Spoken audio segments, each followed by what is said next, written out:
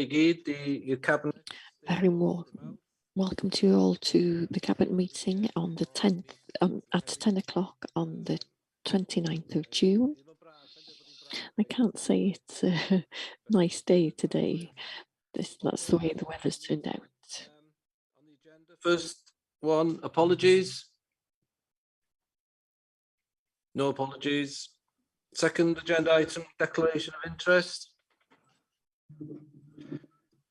Members will be aware of the requirement under the Council's Code of Conduct to declare any personal or prejudicial interest in respect of any business to be considered at today's meeting. Such interest should be declared now or as soon as the councillor affected becomes aware that they have a personal or prejudicial interest in today's business. All members declaring an interest are required to state clearly what the interest is and to advise whether it's a personal interest or a personal and prejudicial interest as defined in the Code of Conduct. Any member declaring a prejudicial interest is required to leave the chamber for the duration of the business and can take no part in the proceedings. Members with a personal interest only may take part in the debate and any vote. If a personal or personal and prejudicial interest is declared today that has not previously been disclosed and recorded, the councillor concerned will be required to complete and sign a declaration of interest form, which is available online. Diolch, Gary. Is there anybody there who wants to declare an interest?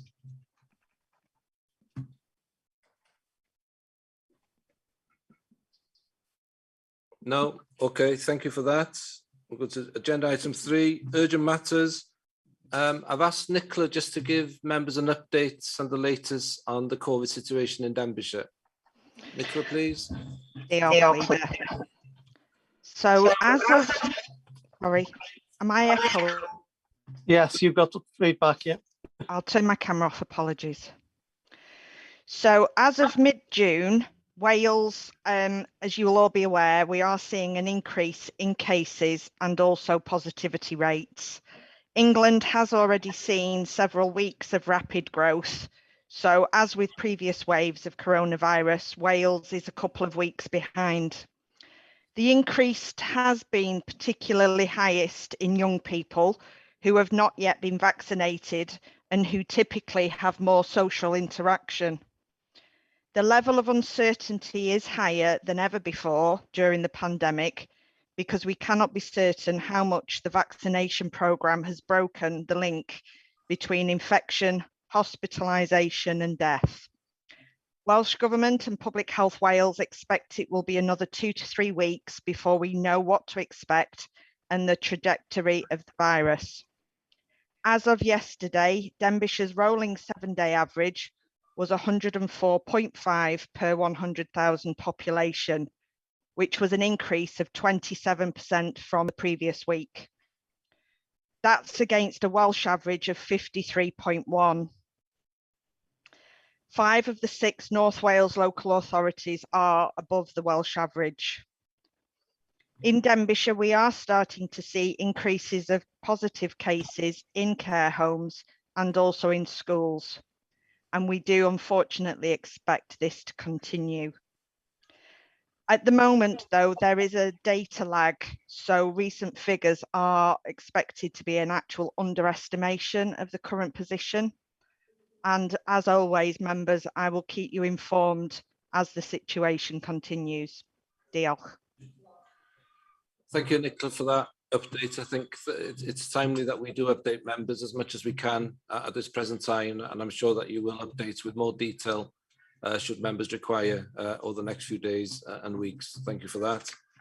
Okay, agenda item 4 are the minutes of the meeting held on the 25th of May. First of all, for accuracy, please, page 7, 8, 9, 10, 11, 12, 13, and 14. For matters arising, page 7,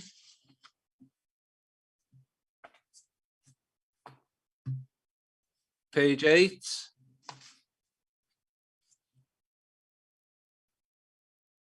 nine,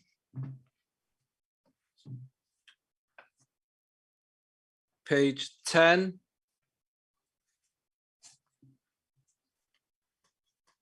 11, page 12,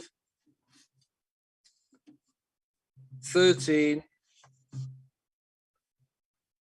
and 14.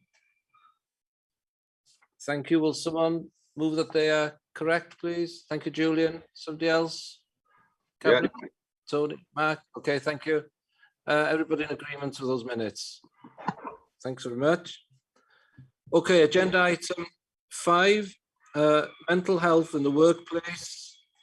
Julian, could you lead on this, please? Yes, thank you. Thank you very much, Leader. Mental health obviously has always been an important topic. So I'm getting some feedback here. Can you hear me? Yes. Yeah, okay.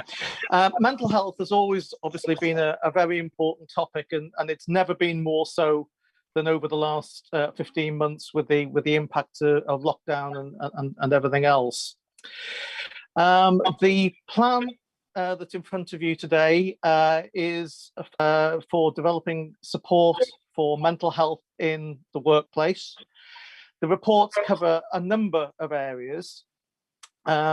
We are a signatory to the Time to Change Wales pledge, and there's an action plan contained within the document for that. There is a draft new policy, and then there were some guidance documents, one for managers, because obviously there will need to be a change in culture in terms of how managers deal through these issues, and also a further guidance document for managers in terms of how they hold those sometimes difficult conversations over mental health.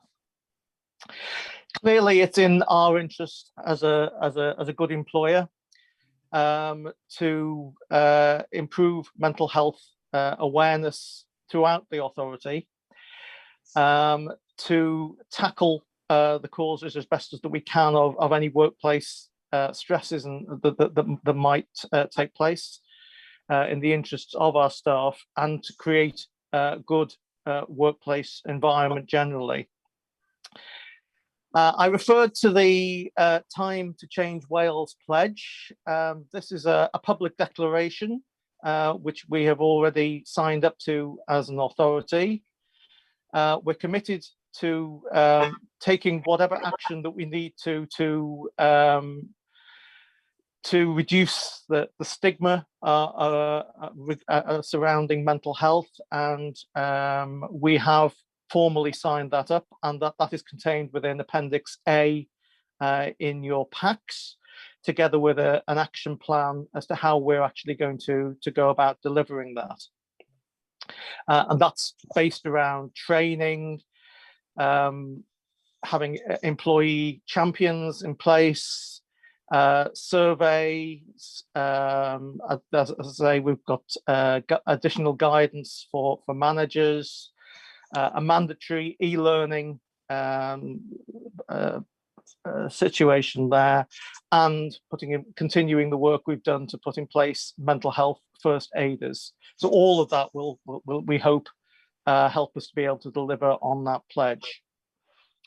The second document is in Appendix B, which is the draft mental health in the workplace policy. And again, I'm not going to go through it in word for word there. Hopefully you've all read that. But that is there again to develop that positive culture that we need to put in place in order to support our employees and everyone else involved with the organisation. And then appendices C and D are those two guidance documents I referred to in terms of assistance for managers in being able to deliver on this agenda. Excuse me. In line with the way we operate on developing these policies, this has been developed in good conjunction with our trade union colleagues, and was approved by the JCC back in May unanimously to come to ourselves for approval. So I think as the general introduction, I think that's all I wanted to say, Leader. I think we've got Louise here from HR, if Louise wants to go through any of the policies in any greater detail. Otherwise, we're quite happy to go to questions. Thank you, Julian, for that. Louise, would you like to add to Julian's opening remarks there? No, I think he's covered it all. We've got the policy and the guidance for managers to support our staff. And the other point just to raise really is that we have got quite a detailed plan, 12-month communications plan. It's going to be a rolling 12 months. So every month we have got awareness sessions for mental health policy, for our mental health strategy, and domestic abuse, which is the next item on the agenda. So we're going to try and keep it alive and keep raising the awareness through the next 12 months. That's all I want to add, really. Thank you. Okay, thank you for that. Okay, I'll open up to questions from Cabinet members. Could I just start with one possibly in terms of the pledge, which we welcome, and the response has been really clear. In terms of the past 14, 15 months where people have had to work from home, regardless of whether they wanted to or not, has this emerged as a more difficult issue to deal with? The mental health in the workplace, and have you been able to accommodate some of the new challenges that working from home has provided? That's to you, Louise. We have had a few more challenges during the pandemic, and we've already started some of the training for managers. We've started training managers on having difficult conversations. We've also trained up some new first aiders. We've got parts of SLT also on board in that. And I know one of our SLT members has been very active in the training, and this has enabled him to have these difficult conversations. So we're already seeing some of the training that we've started is enabling managers to support employees more in the workplace. Okay, thanks for that. Brian? Yeah, I've got my camera off, leader. There's all sorts of problems with the connection this morning. Can you hear me all right? Yeah. Yes, yeah, we can hear you, Brian.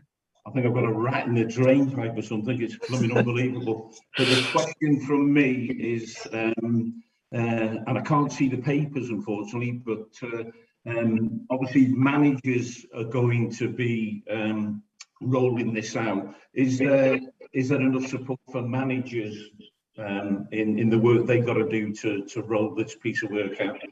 And obviously it's an excellent document, it's an excellent piece of work, but apologies if the answer's in the papers that I can't see, but what support is there for managers to roll this out to the workforce? Thank you, leader. Okay, thanks, Brian. Louise, please. Okay, we have in the past there's some guidance there for managers, and it's some basic guidance on how to have difficult conversations. So that's sort of the first point of contact really with any of these issues, is trying to enable our managers to understand what type of conversations they have. So the guidance has been specifically drawn up in that way, and we also have the HR business partners and specialists that work very closely with all managers and schools as well, with any topics that arise regarding mental health or stress in the workplace. Okay, that's great. Okay with that, Brian? Unfortunately, I caught some of it, not all of it, but I'm sure the answer was okay. Caught the tail end there. Thank you, Louise. An element of that, Brian, I covered in the report, which you're unable to see at the moment. So right. Okay, thank you. I was comfortable with that response. Okay, any other? Mark Young? Yeah, thank you, leader. I'll turn my camera off. It's just a question. There's talk about mental health first aiders and wellbeing champions available. So during lockdown, have people been accessing this, and is that working well? Because working from home makes that more challenging, I would guess. So just that question, please, leader. Yes, we have got we are starting the work now to identify the champions within the services, but we have got a number of first aiders already trained, and the training it's been it's really good detailed training, and there's a number of us officers in HR that have actually put some of these skills into use. Excellent, thank you. Okay, Gary, just to add to that, at a recent Middle Managers Conference, we were talking about the things that services were putting in place to enable them to have managers who are able to keep in touch and check on people's well-being. There's a number of good practice areas across the council where managers have been innovative with their teams and created spaces in the day where they can sort of have a catch up and a chat, not necessarily just about work issues, but just to make sure that everybody's okay and that they've got somebody to talk to. Good. That's reassuring to hear. Thank you, Gary, for that. Okay, any comments from cabinet members? Other cabinet members? If I may, Leader. Who? Yes. I'm very encouraged to hear, that there is the support for managers. But this type of thing, is a bit like a game of snakes and ladders, isn't it? You're up and down, and depending where you're at in life. And what I'm wondering is, how do we benchmark what levels the managers are at initially, rather than just saying there is support and training available? How do we understand the competencies of those managers to be able to deal with this? Because when you're managing this, the snake up and down the ladder, depending on what your department's like, is quite difficult. Okay, thanks for that. Louise? Okay, we are intending in September to do a survey out to all staff. It's going to be quite a small survey. What we want to try and do is get the understanding of the organisation and where we're up to in terms of mental health now, and then we intend to be able to measure it then either on a 12-monthly or 2-yearly basis to see that all the support and everything that we're putting in place, to see what impact it's having. Okay, who with that? Okay. Any other questions, cabinet members? Right, I'll open it up. And questions from members?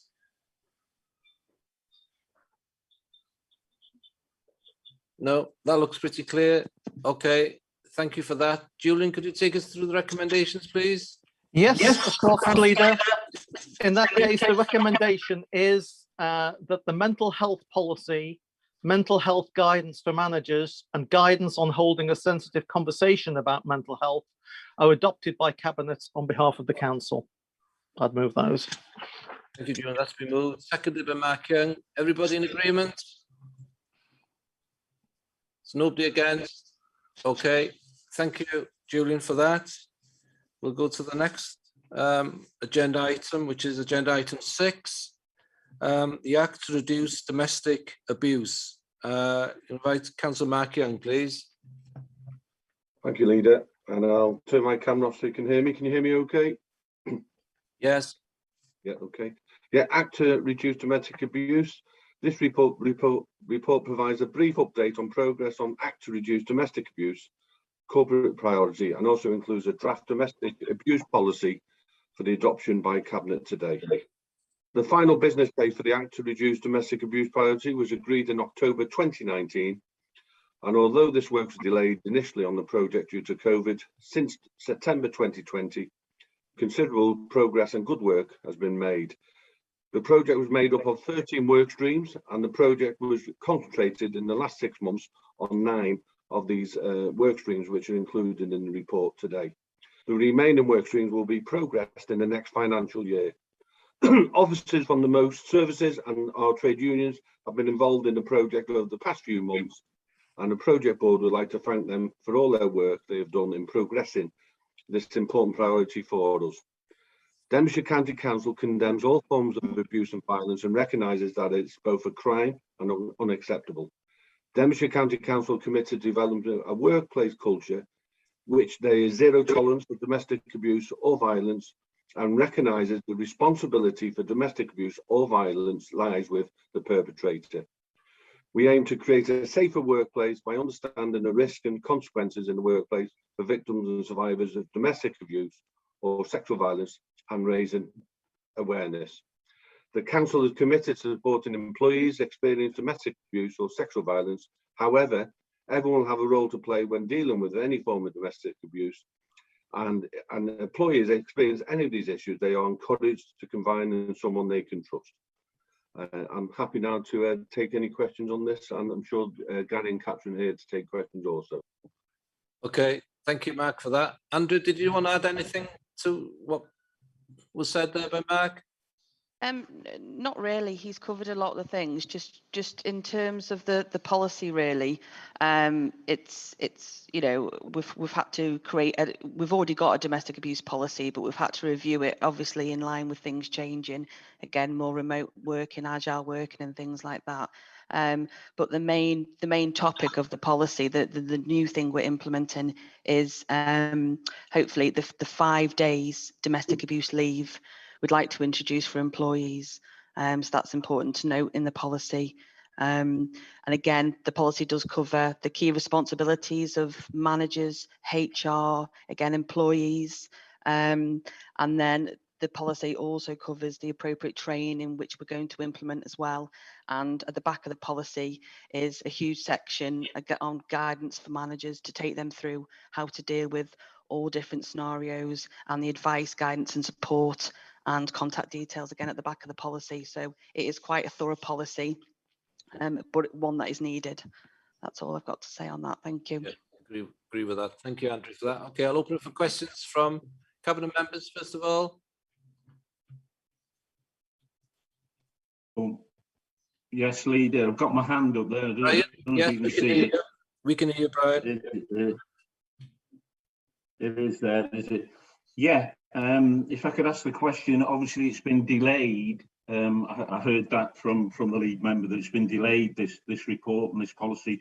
But during COVID, I dealt with a couple of unfortunate abuse problems. So we needed it in COVID because it was nationally accepted and beyond that because of COVID, these unfortunate incidents became more commonplace.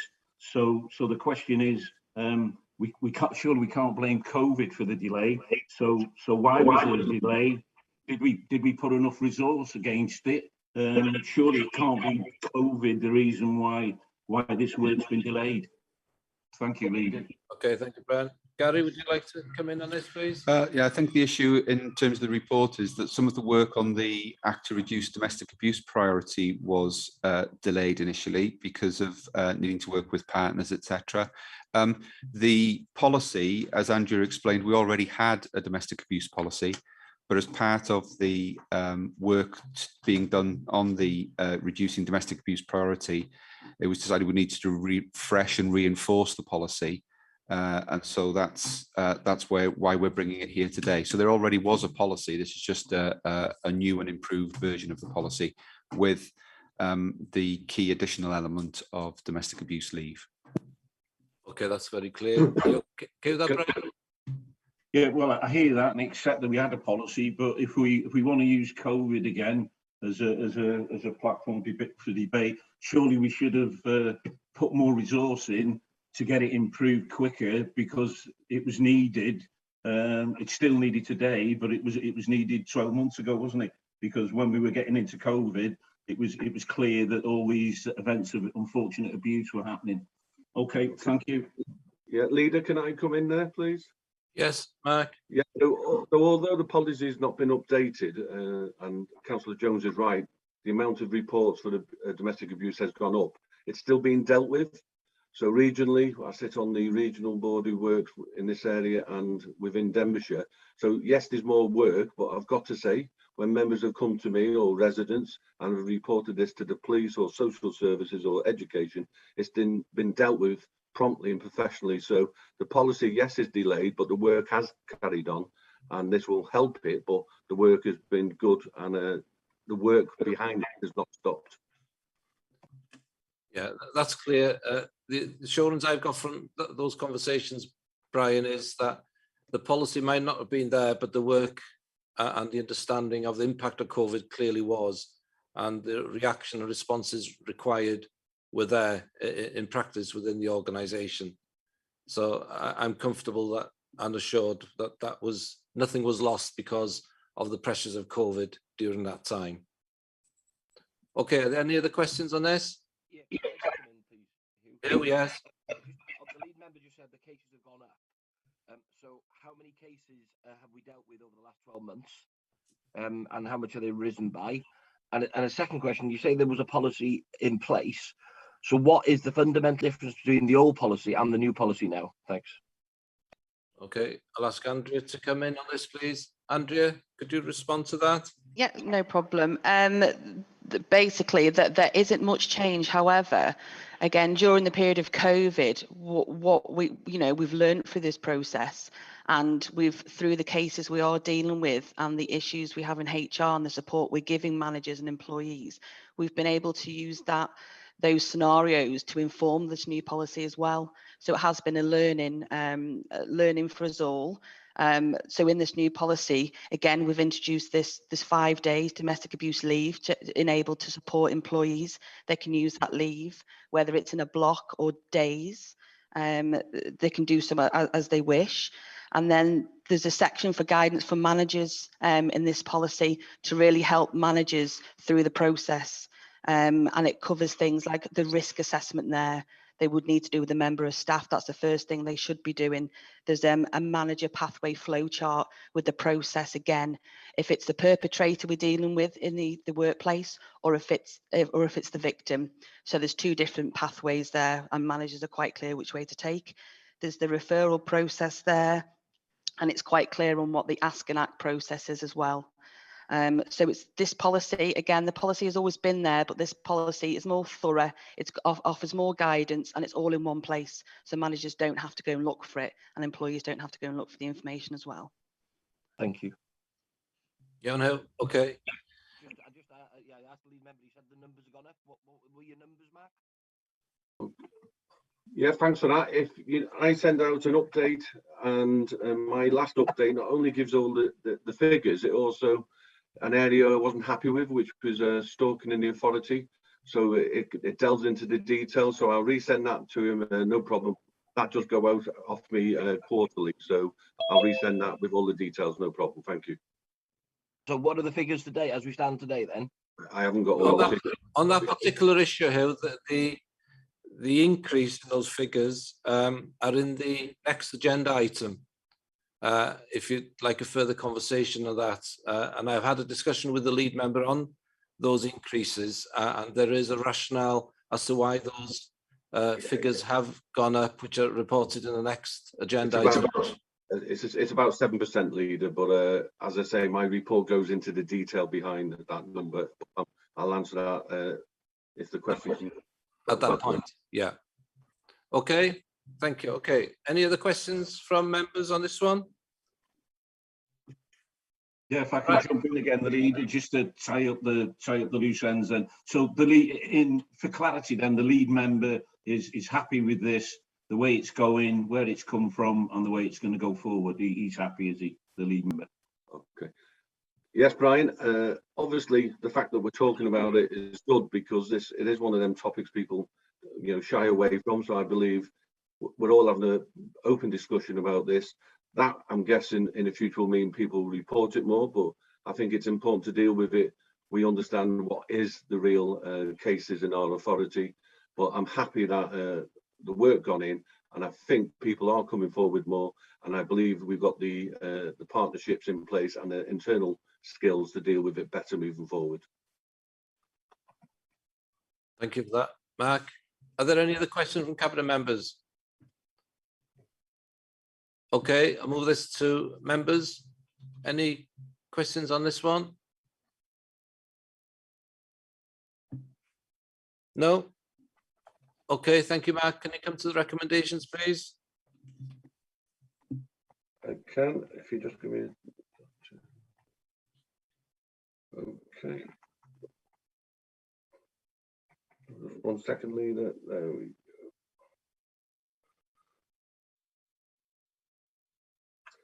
Okay, the recommendations are 3.1. The domestic abuse policy for employees is adopted by Cabinet for the council. Okay, that's been moved. Someone second that? Tony, second it. Everybody in agreement? Or should I ask? Nobody's against? Good. Okay. Thank you for that. Agenda item 7 is the annual performance review 2020 to 21. Julian, please. Thank you very much again, Leader. This is a report which has considerably grown in length over the years. And that's essentially due to the fact that the report now covers data which used to be contained within a number of separate documents which were reported at various times over the course of the year. So it now meets our obligations under a number of recent pieces of legislation, including the new Local Government and Elections Act. Obviously, the significant bulk of the report refers to the corporate plan projects and an update in terms of how we are going about delivering that key plank of our policy development. For the first time this year, as well as a new section which fulfills our requirements with regards to self-assessment under the new Local Government Act.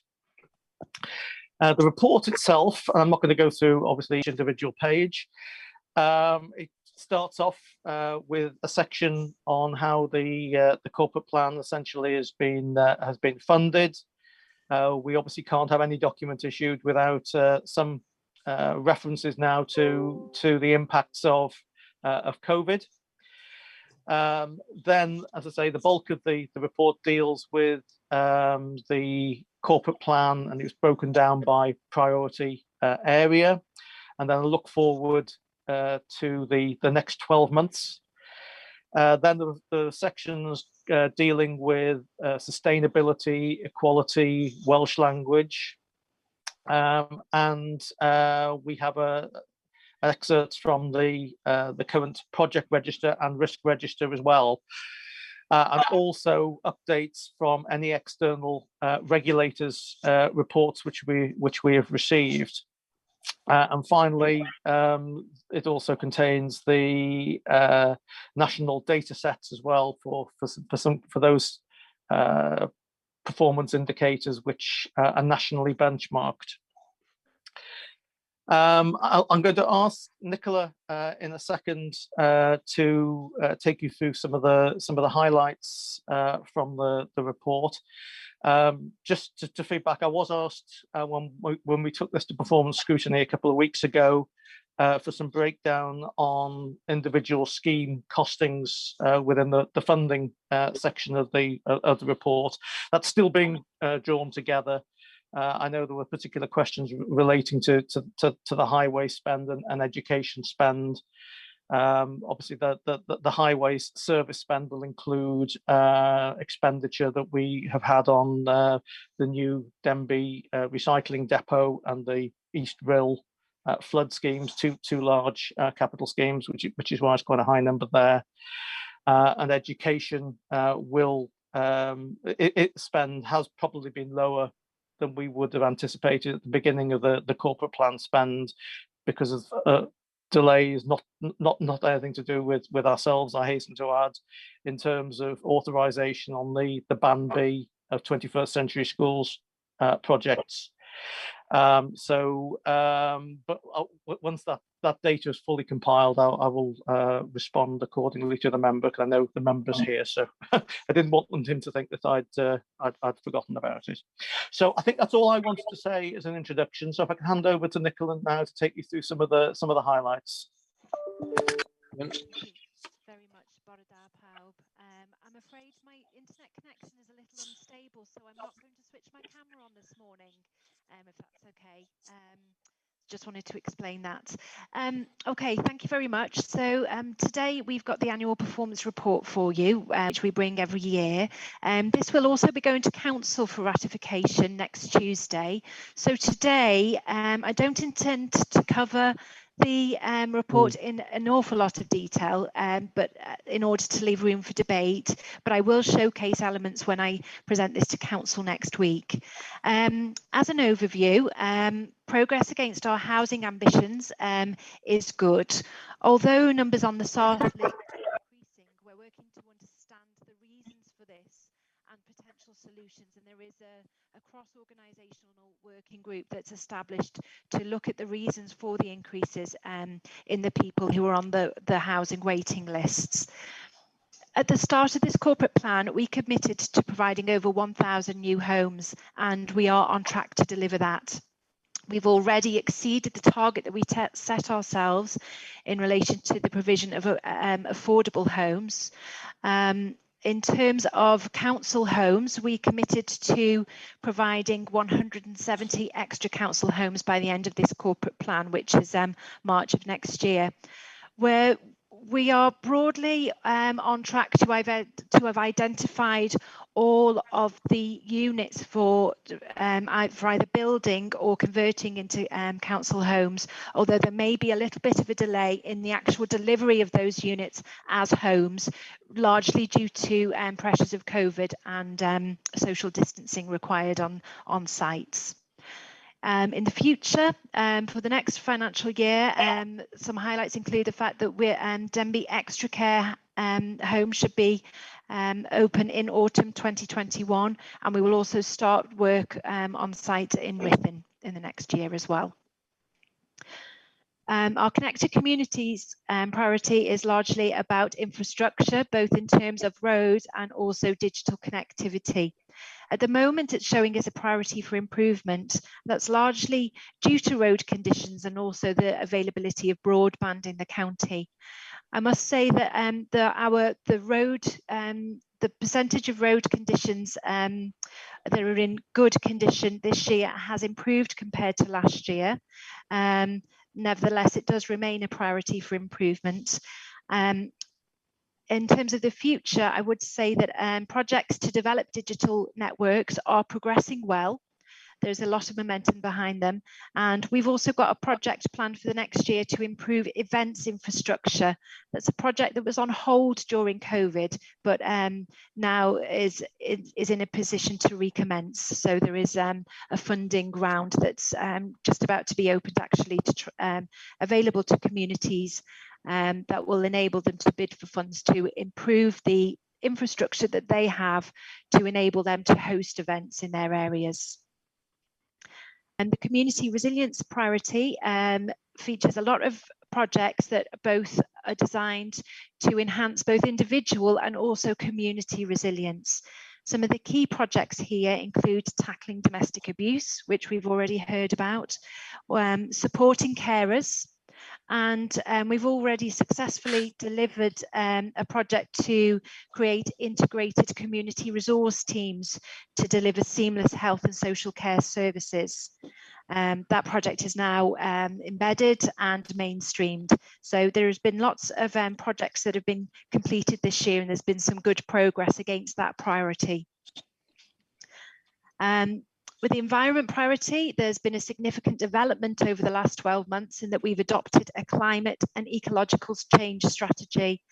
We're working on flood defence scheme in Rhyl, and in terms of energy efficiency of council homes, although we hope to achieve 70% by the end of our corporate plan, again, some COVID social distancing restrictions have made that timetable challenging.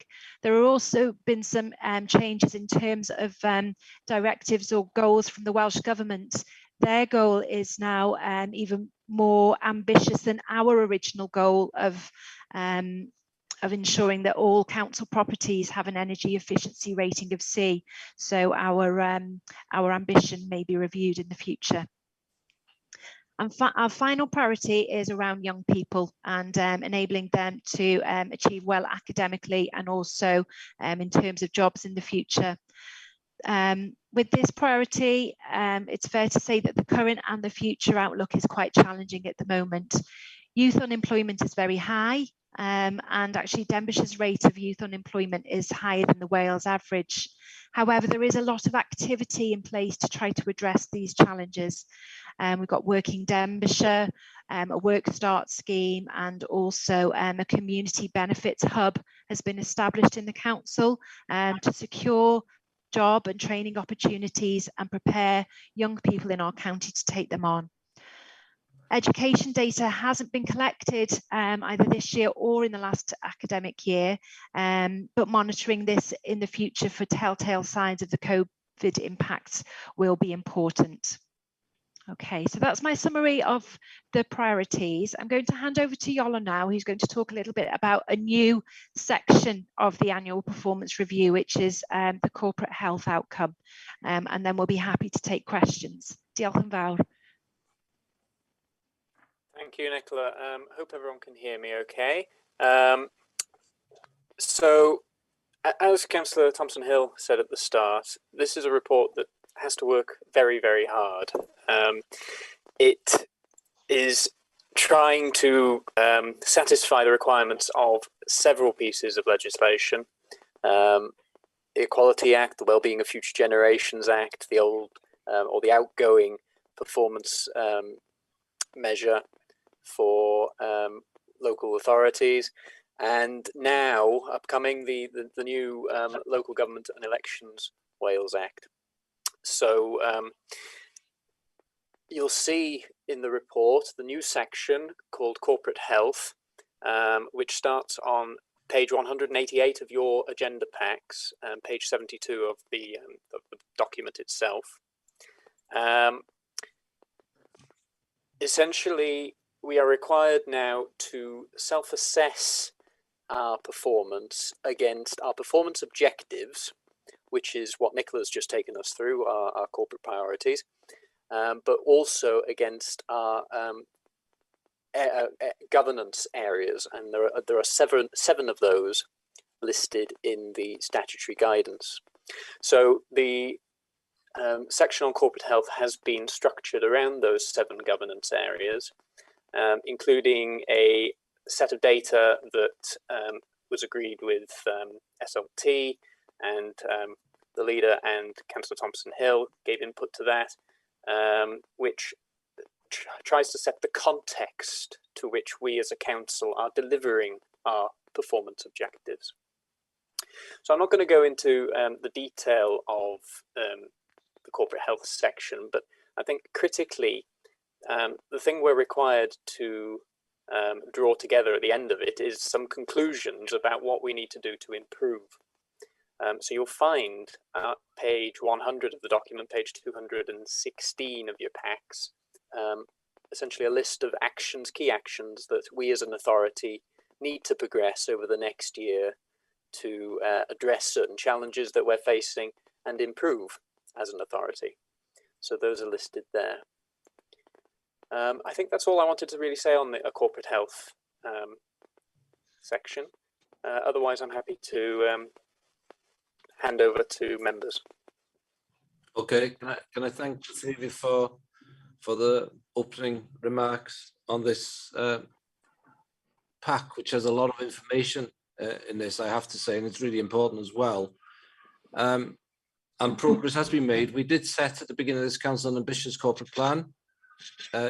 We put things in place where it was difficult to progress or achieve a lot of the things in there. So it's good to see that progress has been made in some of the things. I'd have been a bit harsher with some elements around the digital connectivity because it's not totally dependent on us, I have to say. But I do just have a slight concern, Yola, with the corporate health outcome, which is accountable to legislation beyond us, if I can put it like that. Because we always have to remind ourselves that this was a plan for us as members of the council based on a firm engagement with the residents of Denbighshire. So it's important that we always reflect on progress in relation to their aspirations as well, and that we shouldn't lose that in terms of the emerging challenges that happen beyond our control. While we need to be aware of it and play a part in that, it's really important that we don't lose sight of why we're here as a council, in particular that we don't undermine or underestimate the engagement and the expectations of residents. I just wanted to make that point, if I can just keep that one a little bit in check. I'm sure Yola, you're going to put me right on that, but I just want to get the balance right on that particular element of the report, if I can say that. I don't know if you want to respond to that, Yola. I think I agree entirely, and I guess that has informed the reason why the corporate health section is actually behind the performance objectives rather front of it because, you know, critically, we have consulted with the public about what we should be delivering as a council. So therefore it is at the forefront of the report. That's a really good diplomatic answer, Yola. Thank you for that. Okay, I'll open for questions from Cabinet members, please. Mark? Yeah, thank you, Leader. Just two questions. When you read the document and then you see that the projects which are on target, is it reasonable to say that the Ruthin extra care housing is on target? Because when you read the document, it doesn't feel like that. So just some clarification on that. And also the City Vulnerable Persons Resettlement Scheme. So the report correctly says Cabinet endorsed carrying on, and we'd all agree with that. But when it came before Cabinet, there was some concerns on how the refugees' families were accessing health and the quality of their housing. So that was raised, and I just wondered whether the report should touch on that, because it's great that we are looking after these families, but we have a duty of care, I guess, on their well-being. So, or is that too much detail? And just those two questions, please. Thank you. Thank you, Mark. I don't know if Nicola, do you want to respond to that? Yes, I can respond to that about the extra care. So in terms of the Ruthin extra care, it has experienced obstacles. There have been some challenges in terms of securing a contractor, which have been the obstacles. However, overall, there is confidence that the project will be delivered within the timescales or that progress will start within the timescales of this corporate plan. So that's the rationale that we've received anyway. Yes. Yola, would you be able to pick up the Syrian refugee question at all? Thank you. I think if Councillor Young would really like to push for an additional sentence or something to be added, then I'm happy to receive that. I would say the report has already been submitted for council, so the change wouldn't feature there. It's a difficult balance with a lot of these things. I mean, we could go chapter and verse on every single project in here, you know, and as we've said, it's a big report already. And I would probably say as well, the Cabinet's debate on that would have been minuted and is public record anyway. Okay. Okay with that, Mark? Yeah, I think the point is on that. So the issues being raised are noted in the minutes, but whether we dealt with it isn't. And I think it's important that officers were brave enough to raise the issues. And I just wondered whether, and I know they would have responded to that, I just wondered if we should capture the response to the concerns. Okay, Nicola wants to come in on that. Mark, Nicola? Yeah, happy to look at the report again, Mark, and add any additional commentary. What I would say is that obviously this is our report, and some of those issues are around other organisations' responsibilities, which we have a responsibility to encourage and pursue them to fulfil their responsibilities, but ultimately we can't provide healthcare and so on. So I'll have a look with Yola, and if we can revise the wording to address those issues that you're raising, Deal. Thank you, Nicola. Okay, any other comments or questions from Cabinet members? Yeah, Yes, who? Check that I'm on the right report. But the domestic abuse figures, the first line on there's no figures in. So the remember quoted as a 7% increase. I'm just wondering of what, because there's the reoffending figures in there, but not there seems to be blank, or is it just my page? Okay, I don't know if Nicola, do you want to clarify that position, or Mark, on the information in the report? It's page 159. There's an empty box. Sorry, just bear with me. I'm just looking up that detail. Hugh. Yes, okay. No, it's the data is actually in the previous page. Yes, the cumulative year-to-date number of repeat victims of domestic abuse. So it's just actually that the description of that indicator has carried over 2 pages. Yes, so the figure is there. Yeah. Okay. Okay, who? Yeah, so it's 555 in the last quarter, yeah? Yes, that's right. Yes, Okay. yeah. That's the number of repeat victims that have been reported. Yes. Okay, so can I just ask a question then? In the same quarter, yes, the year before, it was 517. So do we know why the change of trends is? Or maybe Mark does, I don't know. I mean, as I said previously, I did go into detail on the figures, so I can send that through because there was quite detailed analysis on the figures. So happy to send that through. Couldn't give the full breakdown now. It has been done. Okay, so you're going to send the detail behind the facts on that one, Mark? Is that We have the report to full members, and I'll send it out again. Okay, thank you for that. Okay, Nicola, did you want to come in on this, Nicola Stubbings? It was just to say that, you know, there has not been an awful lot of work done on this area, increasing awareness, increasing people's ability to act and ask. So, you know, we would expect to see a change in the figures from previous year. We also have to consider it in the context of the COVID pandemic and people having to remain at home, and the implications that may have also had on the figures. Diolch. Okay, thanks for that. Okay, anything else from cabinet members? No, okay, good. Members, questions on this report? Yeah. Neth?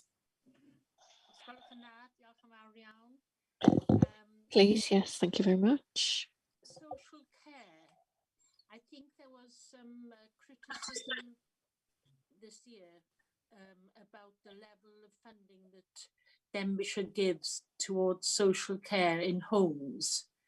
Is that being addressed? Is that part of being benchmarked? That's question one. I noted in the wildlife and biodiversity that experiencing obstacles. I wonder if that you could elaborate on that. And then the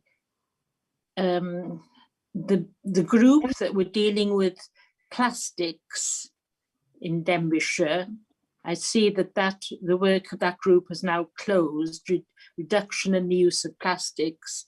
This would have been very much affected, I should think, by COVID and the increased use of plastics due to PPE and things. Volunteering, in that, where that is mentioned, is there any discussion or is there any noting of partnership with DVSC, because they also run volunteering sites? And then finally, obesity, looking at with children, that seems to, how can we improve that? Okay. Diolch, Gwyneth.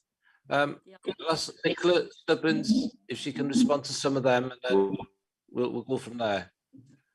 Diolch.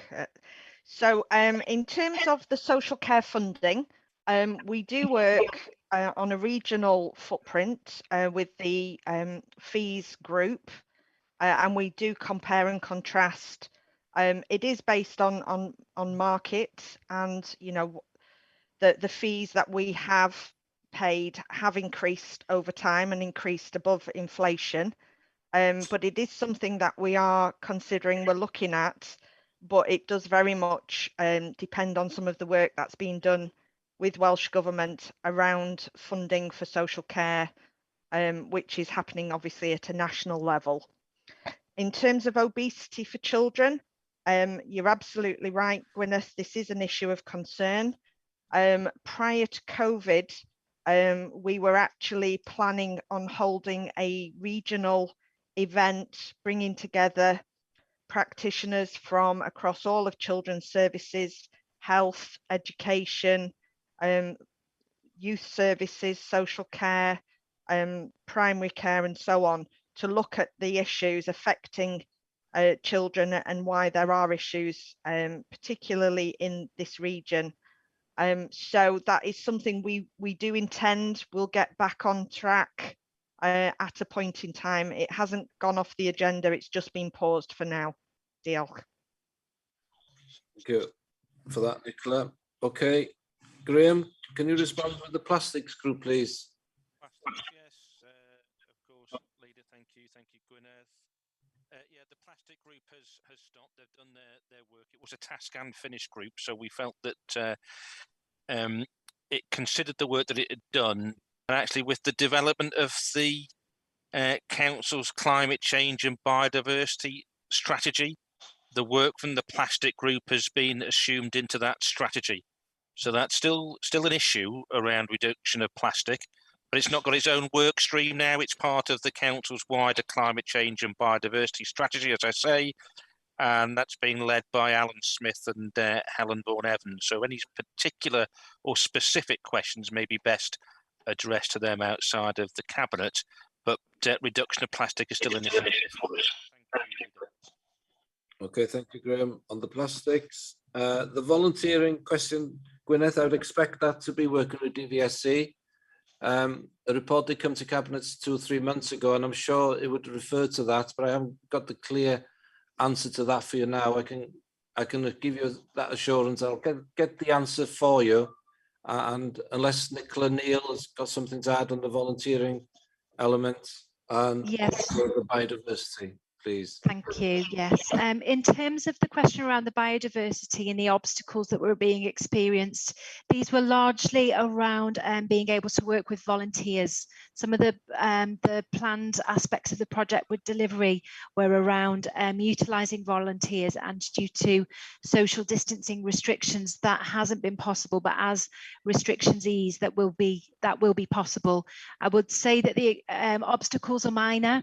They don't threaten the project at all. It's probably more a delay in time. So it's just some slight obstacles that were being experienced. And Leader, yes, I would echo your comments in terms of volunteering.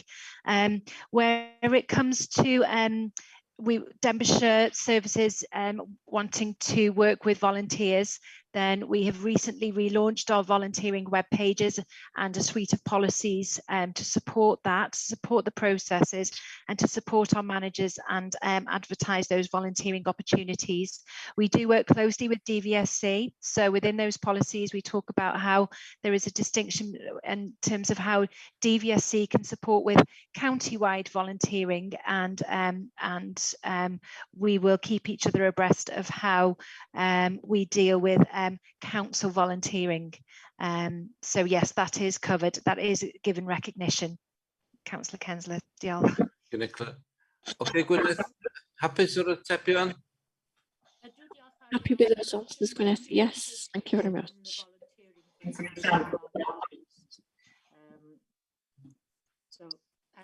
the obesity, that is for me a huge worry when I see school children who are definitely overweight. Okay, diolch, Gwyneth, am hwnna. Thank you very much for that, Gwyneth. No. Okay, thank you. I'll come back to you, Julian, please, with the recommendations. Yes, of course, Leader. So recommendation 3.1 is that it's recommended the Cabinet consider the report and agree any further actions required to respond to any performance-related issues highlighted within the report. And 3.2, that subject to any agreed changes, Cabinet confirm the content of the draft annual performance review 2020 to 21, excuse me, prior to its approval by Council in July. Thank you. That's been moved by Julian. Will someone second that? Tony, I can see a second. Everybody, is anybody against that? No, okay, thank you, that's been moved. Agenda item 8, finance reports, May 21 to 22, including budget summary reports 21 to 22. Julian, please. Okay, thank you very much again, Leader. As this is it's essentially the first report for the new financial year, there's not much to report in the ways of the usual comments that I make with regards to variances against budget.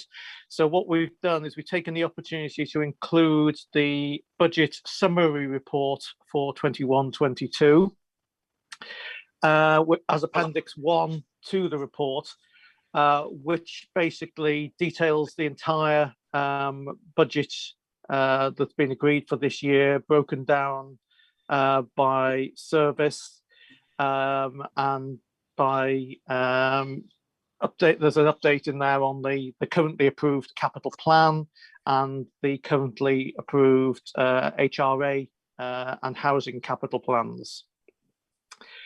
Appendix 2 to the report is the more normal summary of the revenue budget for 21-22, which is a net figure of around about £216 million.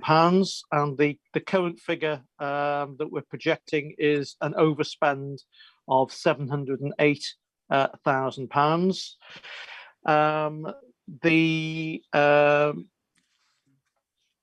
You'll see within the detail of the report there that refers to the Education and Children's Services Service, who are projecting that overspend. It's primarily due to pressures as normal in this particular area on placements and independent fostering costs, offset by some savings from staffing and an assumption of receipt of some Welsh Government funding as well. In terms of the COVID support, be aware, obviously, over the last 12 months, as I've been reporting, that we've received the best part of £23 million from Welsh Government to support both the additional costs we incurred and loss of income. We've received confirmation that there will be support continued at least across the first 2 quarters of this financial year to support any continuing costs relating to COVID, and we will continue to claim everything that we are able to back from that available funding. Leader, hopefully you'll be able to confirm the Welsh Government Finance Minister was at a WLGA meeting that we both attended at the end of last week, when she confirmed that, obviously subject to budget availability, that that would continue, it provided the need was still there. So there has been some limited assurance, if necessary, that might continue beyond the first 2 quarters of this financial year. In terms of corporate issues, just again to flag up the usual ones that we do at this sort of time, potential reductions in income from council tax, which comes together with increases in take-up for the council tax reduction scheme. They were funded; those shortfalls were funded last year for us, but obviously, if those continue to be impacted in this financial year, there may be pressures that we will have to face, and also there will be the ongoing discussions about pay awards, which will need to be factored in. In terms of one of the recommendations that's in front of yourself, if you look in section 6.9 of the report, it refers to the debate we had at last Cabinet, where we agreed to support bids being submitted as part of the Clwyd South bid against the Levelling Up Fund. There was a requirement under that for us to put in a 10% match funding, which for those elements which fall within Denbishire's remit would be about £423,000. There's some external funding that's been sourced around about 173,000. So there will be an additional requirement of approximately £250,000 of capital allocation in order to provide that match funding element. And the recommendation, obviously in front of you today, is that we approve that going forward. In terms of the capital schemes, the detail again is attached in the papers. There's nothing that particularly needs to be highlighted at this stage in terms of any particular issues that I need to bring forward at this point. So, Steve, I don't know whether there's anything you wanted to raise at this point. Otherwise, quite happy to go to questions. Thanks, Julie. No, just one thing really, just on the back of you mentioned in the Q3 or Q4, or the ongoing help from Welsh Government, we've been asked for to submit estimates really of what we think might be required in those 2 quarters. It is really difficult at this stage because it is all dependent on, you know, what happens with the pandemic, etc. But so that fits in with what you were saying. Actually, they will continue the help if required in the final 2 quarters. Yeah. Okay, thank you for that. And yeah, just given Julian's point there that there is this continuous commitment, and I have to say the relationship with Welsh Government has been good. It's been open and honest. Some of the support we've had over the last 4 months has been quite significant, I have to say. That said, the settlements, and you referred to that due to better than average financial settlements, it's still really not enough when you look at the corporate risk register in the previous report and the financial challenges that we face and the investment required to move the authority forward. We need substantial investment from Welsh Government to help us move along at the pace that we would like. And I do have a slight concern in that we slipped from the top quartile of settlements to about average. I hope that trend does not continue when we end up in the bottom quartile, because the variance of the settlement has been quite significant, hasn't it? From I think about well over 5% to about 2%. And I hear the impact that has had on the authorities which are in the bottom quartile. It is quite stark at times. So hopefully we're doing all that we can to make sure that we are not in the bottom quartile of settlements, because that could be quite significant. But the support so far has been good. The recognition of our pressures has been good. I did take the liberty of asking the First Minister in a LLJ meeting if there is a possibility that we could have a 1 to 3 a 3-year settlement as opposed to a 12-month settlement. And the response was, well, it depends on what Westminster does. So that's fine. It's beyond our control, but it's right that we do raise that, because a 3-year settlement would help us plan differently and better. And also the other challenge that we will face, that everyone else faces, is that there's a high risk that the settlements from Welsh Government will not be here until about November, I think, was it, Julian? Which just before Christmas, same as last year. The Minister was indicating, yeah. So that in itself poses a challenge in terms of how we plan this particular budget on assumptions and trying to work it out during the year. So there are still difficulties in there, but all in all, I think the report is very thorough and clear in terms of how we've approached the budget setting within Denbighshire. So thank you to the officers and Julian on this particular one. Okay, are there any comments or questions from Cabinet members? Yeah, thank you, Leader. Just 2 questions from me. The first one is, in the budget today, there's a figure in for the Clwyd South, is it? So I'm just wondering if the other bids, Clwyd West and Vale Clwyd, need any additional funding. How do we deal with that? Because I know we've got that one in place, but we know there's potential for others. So how do we deal with that?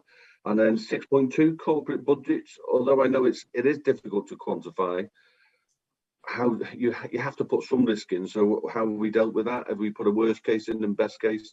So 6.2, although it's hard to quantify, I'm guessing that you've in your minds and calculations you have got some sort of figure there. So just those two, please. Okay, Steve, do you want to come in on that? Yes, thanks, Chair. Yes, the Cliff Health one has come first because of the timing, because we were doing it with Wrexham, but they wanted to put the bid in for June the 18th, I think it was. So that's why we've had to come through a bit of a shortcut route straight to Cabinet. We've done it like that as well, obviously, because I have been tasked with finding funding for the highways.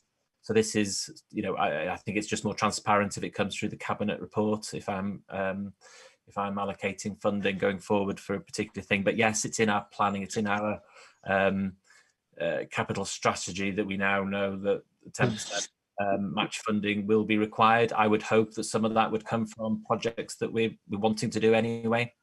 So they'd be in our forward planning, if not in our capital plan, but they would be in our forward planning. So that would be my hope. But yeah, that will all come. We're all working on that over the next 6 months. Apart from the corporate budgets, yes. At the moment, we're projecting that the contingency, if you remember from the slightly better than projected settlement last year, we actually built in a contingency, and at the moment our projections are that the contingency would cover it now, but we are still hoping that Welsh Government will recognise that pressure as they have done last year, and they actually gave us over 700k for the council tax pressure in particular, and the CTRS they funded on a monthly basis. So yeah, just another thing on, if I can, Chair, just on the those settlement figures, just to put some context into that. Over the last 8 years, our average settlement is about 0.45%. And some really low ones in there as well, -2% are in there. And I think if every year we hadn't everything coming from the settlement figure, we'd be looking at needing more 8-9% every year. So the better than average that are sort of in there of the 3.5-4% type sort of figures. Yes, it's welcome, as in it's not a going back to at the moment, or last year, it's not going back to those really low figures.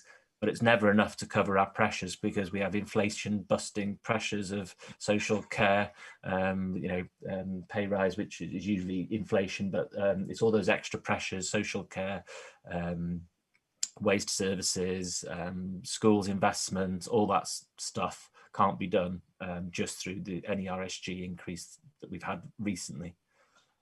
Yes, yeah, thanks for that, Steve. Julian, did you want to add anything to that? No, I think Steve's picked up everything on that. I mean, the only thing I wanted to, I suppose, ought to flag up is in terms of the pressures on council tax reduction scheme. I think we just need to remember that whilst additional costs from additional take up of the CTRS over the last 12 months as a result of the pandemic, have been funded, and we hope will be funded this year. But we also do, I think we just need to bear in mind that that was a budget that was already substantially underfunded before we went into that scenario, and we have to put additional, and we've had to be putting additional money into the budget each year. Well, pretty much since it became part of the RSG. In order to pick up that tab, so that will only be exacerbated at some point. That additional financial support will drop off, so we just need to bear in mind that from the pressure point of view. Okay. Thank you for that, Julian. Brian? Sorry, yeah, thank you, Leader. A couple of things from me. In the pack there, reference the homeless, and I know we had a bit of a session on it a few weeks ago. And there's a note there in the pack about SLT looking at it in some way or another. It does worry me about the gathering pressure on homeless, bearing in mind eviction and notices supposedly are coming back into play on the 1st of July. When are we likely to see some forecast in respect to Denbighshire's homeless position, and is it going to create a major financial pressure during the rest of this council? When is that information going to be on the table to look at, and what will be the suggestions on how we can combat that? And then a couple of other little questions to a lesser extent. Page 275, acquisition of a boat crane at Rill Harbour. Is 170 the correct figure there? I didn't seem to think it was that high, but I'll apologise and stand corrected. And also, just above that, on that page 276, there's Harbour Empowerment 7. Is that a licence to allow us to dredge the harbour, is it? That's 7K. Thank you. Thank you, Brad. Steve, I've seen you raise your hand up. Would you like to, could you respond to one or two of those questions? Yeah, of course. Yeah, on the homelessness one, yeah, there is a subgroup chaired by Graham, myself, Liz, Emlyn, Phil, obviously, are all on that group to try and identify ways to help reduce the pressure. Just for information, the pressure is factored in the 2.5 million that we put through as a budget pressure this year.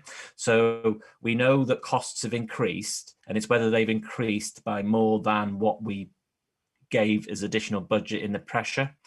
And when Phil comes to the budget board every autumn with a paper, because we generally expect the service to require additional resources, not just from homelessness, but homelessness is a big driver behind the pressures. They'll come with that detailed calculation. They're just going through. I mean, I think the actual increase in cost on a cash basis is about between 700 and £1 million, depending on how much grant we assume we're getting. But as I say, we have put in 2.5 million, and that was factored into that base budget pressure that we put in, and it all depends on what that movement is in year, and that's why we're flagging it as a risk. At the moment, it's showing an overspend of an increase in costs of what we were expecting, and there's a pressure in to cover those costs.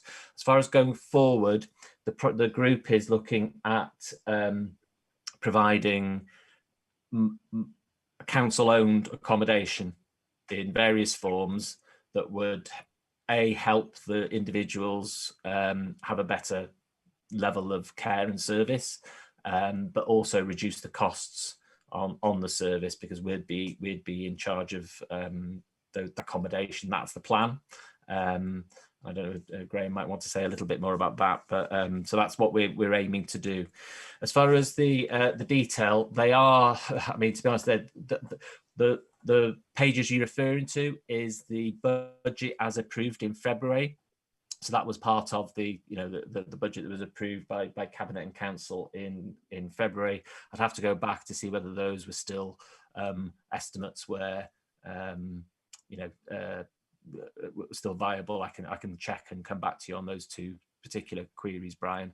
The only thing with the budget book is that it's a snapshot. It is as approved by Cabinet at that point, and we're now in June, close to July. Things change. Environments have been done on the revenue budget, so that's the only sort of note of caution on that on the budget summary report. It is at a point in time.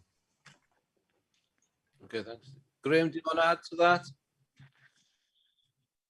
I think in budget terms, Steve's obviously covered it.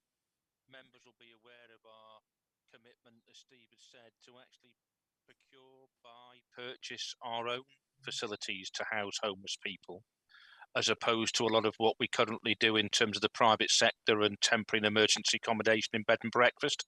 And we actually think we can provide better accommodation for those individuals at a cheaper cost to the council than we currently pay.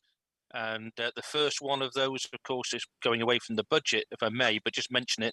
The first one of those facilities is one in for 8 families that we have purchased a property, currently renovating it, and it will hopefully be open for homeless families, for 8 homeless families that we own, that we will manage by about the end of this calendar year. and obviously we want to try and do more of that if we can, and probably more to come for members, both cabinet and mags, on our that particular project or program. Really, it's a number of separate projects.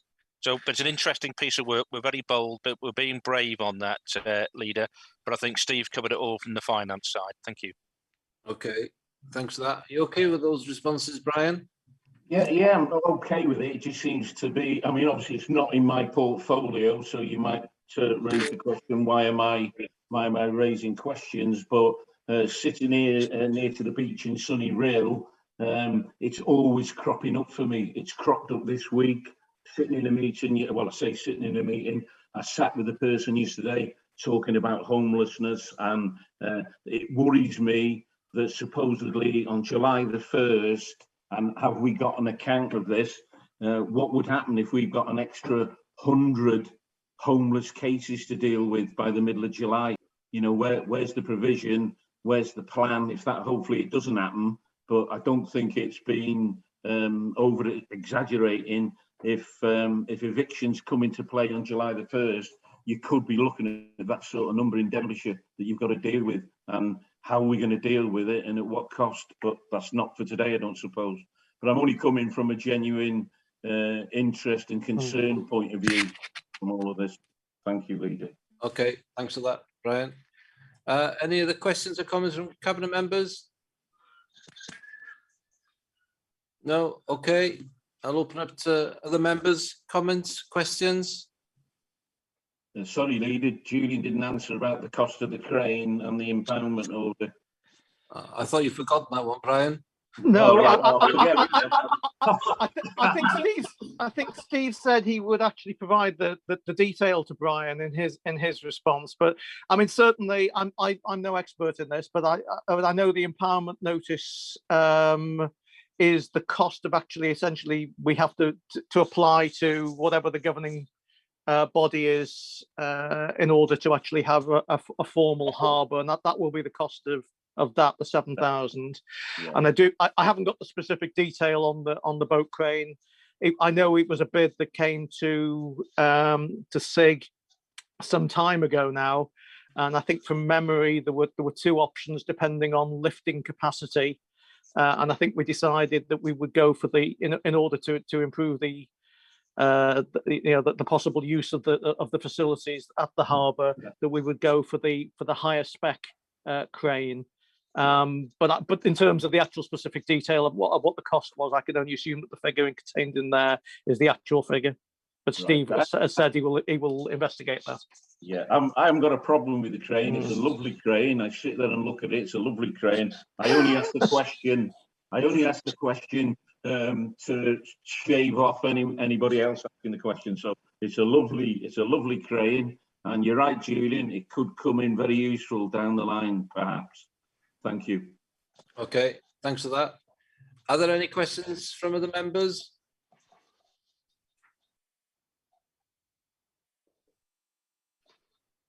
No? Okay, thank you. Julian, can you come to the recommendation, please? Okay, just scroll back up, won't be a second.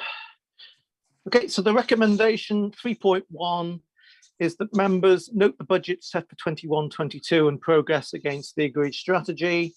And 3.2, the members approve the inclusion of 250,000 in the capital plan for 22-23 in order to reach the 10% match funding requirement for the Levelling Up Fund Clwyd South bid as per section 6.9. Okay, that's been moved. Someone second that? To see Mark Young. Is anybody against? No. Okay, thank you. That's been moved. Thank you, Julian, for that. And Steve. Agenda item 9 is the forward work plan for cabinet. Gary, please. Yes, just set out there, Leader, the plan for July, September, October and November. So as you see, it's populated. So in July, you've got approval to order contract for delivery of phase 1 of Queen's Buildings, Llangollen 2020 and a finance report. Any comments from cabinet members on that agenda item? No. Okay, thank you. And that concludes. Yes, Graham. Just 2020, there's like to be public interest, so there'll probably be a number of members of the public who will be wanting to dialing in, just to be aware. Okay, we'll plan that accordingly. Thanks. Andrew. Yeah, okay, thank you. Right, that concludes the meeting. Can I thank you all? Leader, can I jump back in? I've got my hand up, Leader. Yeah. On the forward plan, yes, Brian. Yeah, on the forward work programme, following on from Graham's comments there about 2020, could we have look at the possibility of actually meeting in the chamber? Because as Graham says, there is going to be some representation from Llangollen, and it would certainly be better if we could meet in person in the chamber on this particular item. Okay, thank you, Brian. I'll ask Gary for advice on that now. Well, at the moment, our position is that we're running our meetings remotely until the advice changes, but certainly take a look at the position depending on the circumstances at the time. By advice from Welsh Government on this, but we are monitoring it, and if it changes, we'll possibly be able to accommodate your thoughts on that at that time. It's about 4 or 5 weeks away anyway, isn't it? So things change, Brian. So we'll keep an eye on that one as well. Okay, no more comments of that? No, end of the meeting. Thank you. You can all go and enjoy